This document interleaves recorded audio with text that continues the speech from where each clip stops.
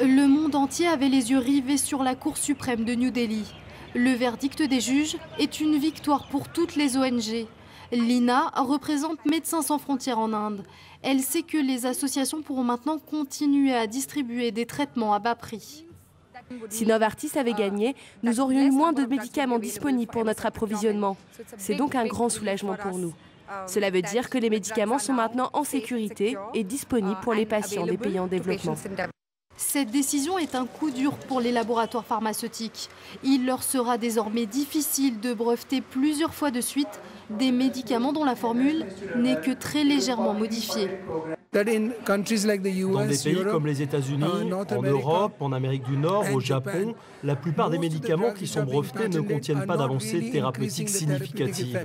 Il ne s'agit que de formules à peine modifiées dans 75% des cas.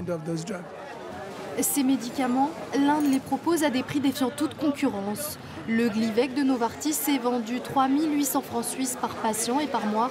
Son générique ne revient qu'à 70 francs suisses. Novartis à Bombay s'est contenté aujourd'hui d'un simple communiqué. Pour le laboratoire, cette décision va décourager la recherche et le développement de nouveaux médicaments. Il accuse aussi l'Inde, le plus grand producteur de médicaments génériques au monde, de défendre son industrie.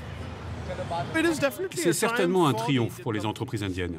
Il n'y a aucun doute à ce sujet. Et elles peuvent désormais produire un générique du médicament Glivec en leur nom propre, puisque Novartis n'est plus protégé par son brevet. La décision de la Cour suprême est en tout cas historique. Et les grands laboratoires n'en ont pas fini avec la justice de ce pays. Bayer, Roche et d'autres encore ont tous des procès en cours en Inde.